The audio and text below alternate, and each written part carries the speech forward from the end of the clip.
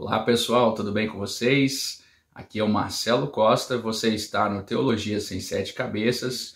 Hoje nós vamos continuar falando um pouquinho mais de antropologia e no vídeo de hoje nós vamos abordar o assunto da alma. Então, sem mais demora, roda a vinheta e vamos lá!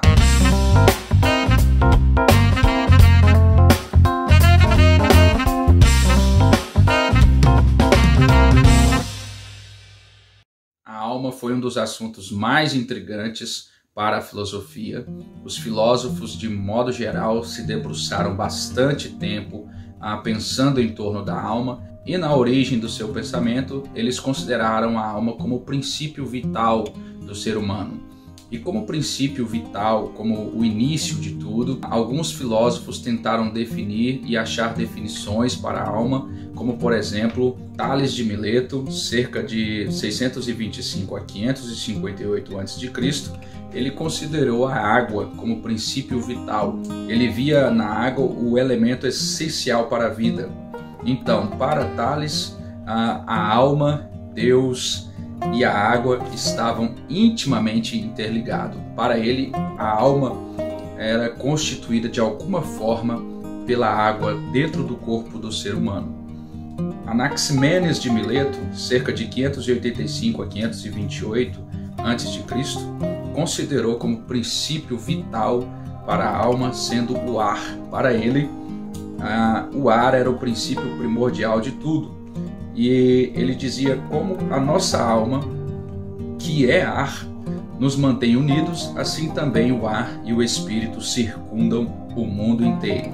Então, para esse filósofo, a alma era uma coisa muito mais abrangente, estava em todo lugar. Para ele, a alma era como o ar, ou propriamente dito, para ele era o ar.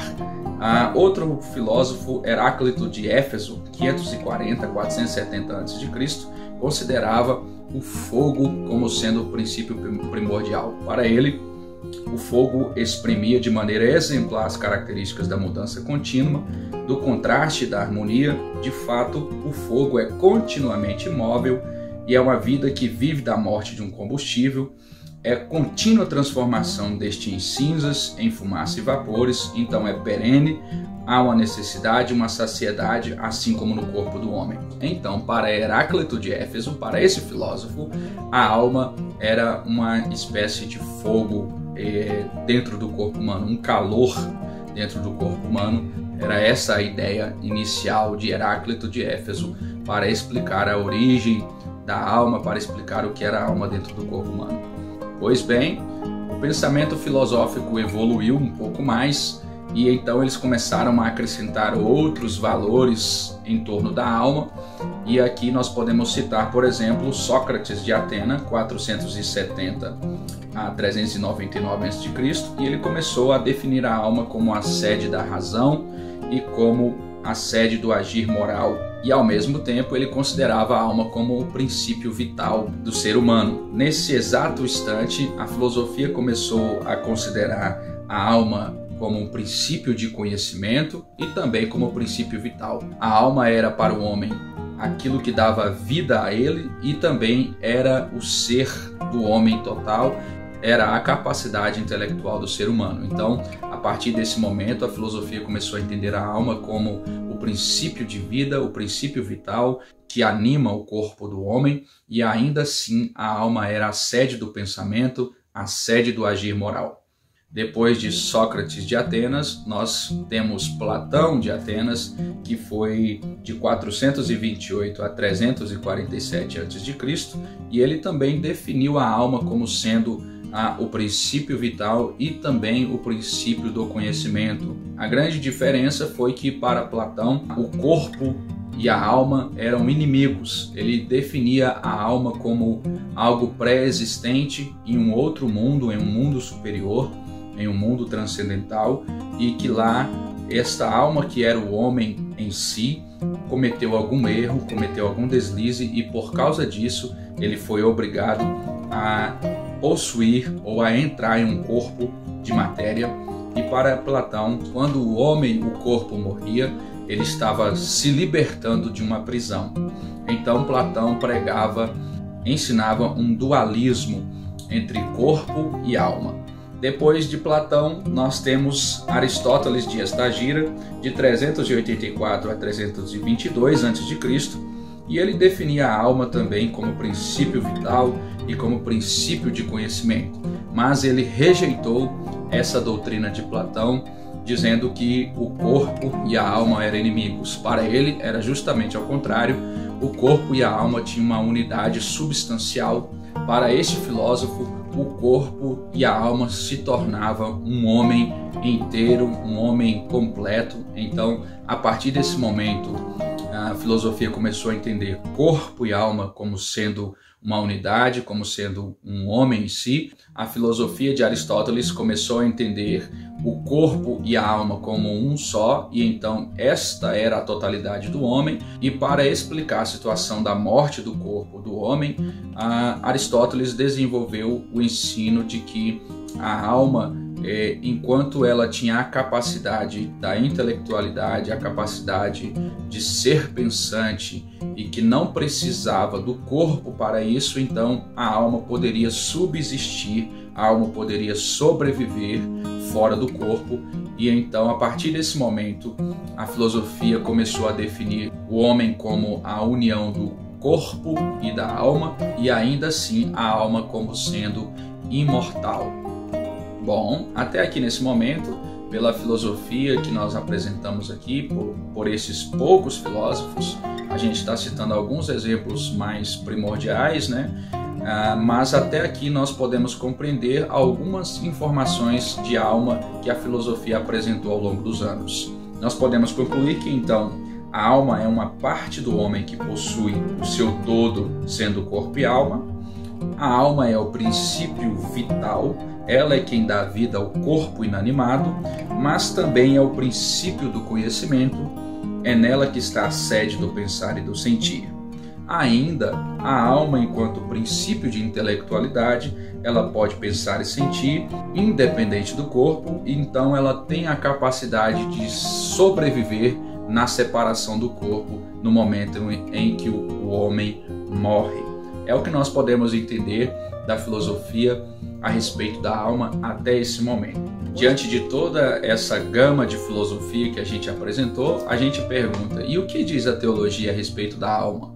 E eu vou citar aqui para vocês apenas um teólogo para representar o pensamento em torno da alma, e o teólogo é São Tomás de Aquino. São Tomás de Aquino, ele incorporou muito a filosofia no seu pensamento a respeito da alma e olhou para as Escrituras e viu que nas Escrituras a Bíblia fala de corpo, fala de alma e fala de espírito. Ele olhou para a filosofia, observou que a filosofia abordava corpo e alma, e então ele meio que mesclou esses conhecimentos e ele definiu a alma na sua teologia como sendo o princípio vital, a característica da alma alimentar o corpo, dar vida ao corpo, animar o corpo, e ele considerou então, enquanto princípio do conhecimento, enquanto sede do agir moral, enquanto ser pensante, ele considerou essa parte, se podemos dizer assim, da alma, ele considerou isso como sendo o espírito. Então, para a teologia de São Tomás de Aquino,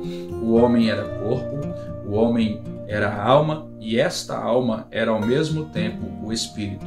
A alma como princípio vital que anima o corpo, que dá vida ao corpo, e a alma enquanto ser pensante era o espírito. Bem, nós ficamos pensando, diante de tanta especulação filosófica e diante de tanta especulação teológica, o que as Escrituras diz a respeito disso? Para a gente começar a analisar a questão da alma segundo as Escrituras, nós vamos recorrer aos originais, como foi escrito na língua original hebraica a palavra alma. No Antigo Testamento, a palavra alma é escrita como nefesh, que significa alma ou ser vivente, e também usa o termo ruá, que significa sopro ou espírito. No termo hebraico próprio para designar a alma espiritual, a alma como ser pensante, é Nishmat Haim, usualmente traduzido por hálito de vida, ou por sopro de vida, ou ainda por espírito de vida. Em Gênesis 2:7, na versão Naá, que é a nova versão atualizada de Almeida, diz assim: então o Senhor Deus formou o homem do pó da terra e lhe soprou nas narinas o fôlego de vida. Aqui fôlego de vida é Nishmat Haim, e o homem se tornou um ser vivente, que é Nefesh Hayah. E aqui Nefesh Hayah tem essa conotação de princípio de vida e ainda princípio de pensamento, um ser total, um ser completo. Para o grego, lá no Novo Testamento, todas as vezes que a alma é referida lá no Novo Testamento, a palavra usada é psique, e quando é usada a palavra espírito, é usado pneuma, que também tem essa conotação de sopro. Então, esse conjunto de palavras no hebraico, nefesh e ruah, para alma e espírito, e é o conjunto de palavras usado no grego que nós temos para alma e espírito, psique, alma, pneuma, espírito. Pois bem, diante dessas palavras, nós precisamos observar que as Escrituras traz pelo menos 3 significados para a alma.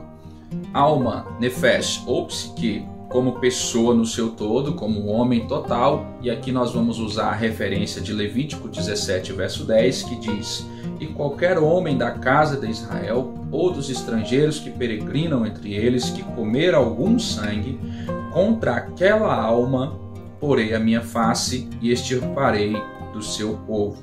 Perceba aqui que a alma está sendo colocada no lugar de homem no início do versículo. E qualquer homem da casa de Israel, e depois o versículo diz: contra aquela alma porei a minha face. Então aqui a alma traz o significado de um homem completo, um corpo e uma alma, um corpo e uma alma e um espírito. É um homem total, é a pessoa em si. Nós ainda temos uma significação de alma, nefesh quanto psique, como princípio vital que anima o corpo, que dá vida ao corpo, é a vida em si. Ou seja, é o corpo animado, e é esse conceito muitas vezes aplicado aos animais e igualmente aplicado ao homem. E a referência que a gente vai usar para mostrar isso para vocês é Levítico 17, verso 14, que diz: porquanto a vida de toda a carne é o seu sangue. Por isso tenho dito aos filhos de Israel: não comereis o sangue de nenhuma carne, porque a vida de toda a carne é o seu sangue, e qualquer que comer será extirpado. Aqui, no original, a vida está escrito como alma. A alma de toda a carne é o seu sangue, aqui fazendo referência ao princípio de vida. Enquanto o sangue está circulando no corpo, o corpo está animado, o corpo tem vida. Então, aqui nesse texto, alma é tomada por vida em si, como princípio vital, como princípio de vida ao corpo, seja ao corpo de homem ou seja ao corpo de animal.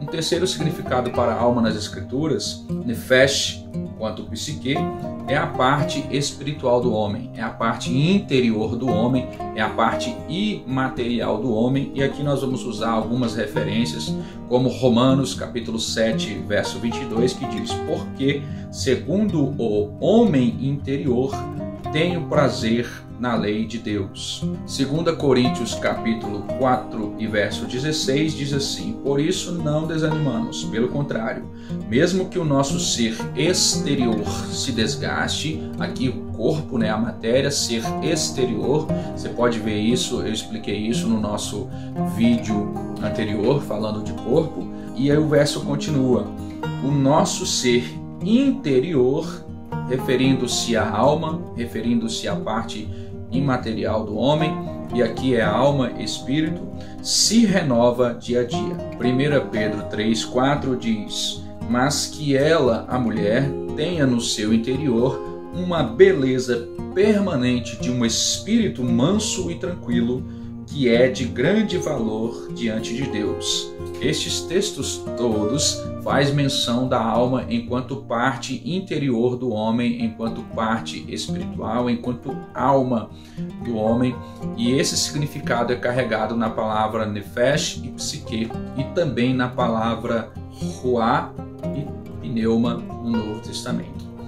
Perceba então, queridos, que a alma nas Escrituras tem vários significados, e ora aparece alma, ora aparece espírito, e aí gera uma certa dificuldade na nossa compreensão, mas eu quero mostrar aos irmãos algumas acepções de significação em torno de alma e espírito. Como, por exemplo, nós podemos notar que entre alma e espírito nós não temos diferenciação de significado.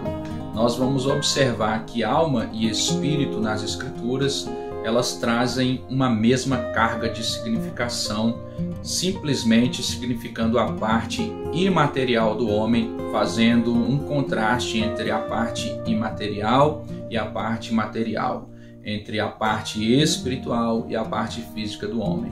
Nós vamos observar, por exemplo, que às vezes essas palavras são tomadas uma pelas outras, sendo substituídas umas pelas outras, sem qualquer diferenciação. Por exemplo, em Lucas 1, 46 e 47, o Cântico de Maria, ela faz uma declaração poética, é um cântico, e ela faz essa conotação do seu ser interior, e ela chama o seu ser interior tanto de alma quanto de espírito. Vamos ler a referência e diz assim: então disse Maria, a minha alma, aqui psique, engrandece ao Senhor, e o meu espírito, aqui pneuma, se alegra em Deus, meu Salvador. Perceba que nesse canto poético o ser interior de Maria estava adorando a Deus, e nesse contexto de adoração ela estava se alegrando interiormente. Às vezes a morte é descrita como a entrega da alma, e às vezes a morte é descrita como a entrega do espírito. Olha que interessante. As palavras são tomadas uma pela outra. Alma é tomada por espírito em algum texto, e espírito é tomado por alma em algum outro texto, demonstrando que elas têm a mesma carga de significação. Gênesis 35, 18 diz o seguinte: e aconteceu que, saindo-se-lhe a alma, porque morreu, chamou seu nome Benoni, mas seu pai o chamou Benjamim. Em 1 Reis 17, 21 diz: então se mediu-se sobre o menino 3 vezes e clamou ao Senhor: ó Senhor meu Deus, rogo-te que torne a alma deste menino entrar nele, para que viva. Perceba que nesses dois textos a palavra nefesh é usada, a palavra alma é usada para dizer que quando a alma sai do corpo, o corpo morre. Mas é interessante notar que, às vezes, para o corpo morrer, o espírito sai do corpo. Então, espírito e alma são tomados intercambiavelmente um pelo outro, sem alteração de carga de significação. Note comigo Salmo 31:5: nas tuas mãos eu encomendo o meu espírito, tu me remiste, Senhor, Deus da verdade. Em Lucas 23:46, Jesus clamou na hora da sua morte, e clamando Jesus com grande voz disse: Pai, nas tuas mãos eu entrego o meu espírito, e havendo dito isto, expirou. Perceba ainda em Atos capítulo 7, verso 59, que diz: e apedrejaram a Estevão, que em invocação dizia: Senhor Jesus, recebe o meu espírito. Perceba aqui, queridos, que alma e espírito carregam a mesma carga de significação, fazendo menção simplesmente à parte imaterial do homem, fazendo menção à parte invisível do homem. Então, alma e espírito nesses textos são a mesma coisa. Continuando esse raciocínio, nós vamos apresentar alguns textos que ora usa alma e ora usa espírito. Tanto um quanto o outro é usado para designar a parte imaterial do homem. Hebreus 12, 23 diz: a universal assembleia e a igreja dos primogênitos, que estão escritos nos céus, e a Deus, o juiz de todos, e aos espíritos dos justos aperfeiçoados. Aqui, espíritos. Em 1 Pedro 3,19, no qual também foi e pregou aos espíritos em prisão. Aqui, usando a palavra espírito, pneuma. Em Apocalipse 6,9, diz: e havendo aberto o 5º selo, vi debaixo do altar as almas. Aqui não usa espírito, mas usa alma. Vi as almas dos que foram mortos por amor da palavra de Deus e por amor do testemunho que deram. Em Apocalipse 20, verso 4 diz: E vi tronos, e assentaram-se sobre eles, e foi-lhes dado o poder de julgar. E vi as almas, aqui mais uma vez é usado alma, psique, e não é usado pneuma, espírito. Vi as almas daqueles que foram degolados pelo testemunho de Jesus e pela palavra de Deus, e que não adoraram a besta, nem a sua imagem, e não receberam o sinal em suas testas, nem em suas mãos, e viveram e reinaram com Cristo durante 1000 anos. Perceba aqui, queridos, ainda mostrando essa carga de significação idêntica para essas duas palavras, nós vamos observar que a fórmula usada para o homem ora é designada nas Escrituras como corpo e alma, e ora é designado como corpo e espírito. Observe o texto de 1 Coríntios 5,3. Paulo diz: Eu, na verdade, ainda que ausente no corpo, mas presente em espírito, já determinei como se presente eu estivesse. Então, Paulo faz essa conotação de significação, dizendo: eu não estou aí totalmente com vocês, mas meu espírito está aí com vocês. Agora, Mateus 10, 28 diz: E não temais os que matam apenas o corpo, e não podem matar a alma. Temei antes aquele que pode fazer perecer no inferno a alma e o corpo. Perceba aqui que a totalidade do homem agora é corpo e alma. E lá no apóstolo Paulo, a totalidade do seu ser era corpo e espírito. A palavra espírito e a palavra alma é tomada uma pela outra ao longo das Escrituras, fazendo menção à parte imaterial do homem, fazendo menção de uma mesma coisa, de uma mesma carga de significação, ora apontando como alma e ora apontando como espírito. Continuando o nosso raciocínio, nós vamos observar que alguns textos apontam a alma do homem como sendo única. Então nós vamos ter que observar que ou a alma e o espírito são a mesma coisa, ou a alma contém o espírito, ou a alma tem uma parte que é chamada de espírito, porque alguns textos apontam a alma como sendo única. Note comigo estes textos. Marcos, capítulo 12, verso 30. Amarás, pois, o Senhor teu Deus de todo o teu coração, e de toda a tua alma, e de todo o teu entendimento, e de todas as tuas forças. Este é o primeiro mandamento. Note ainda Hebreus capítulo 6, verso 18 e 19.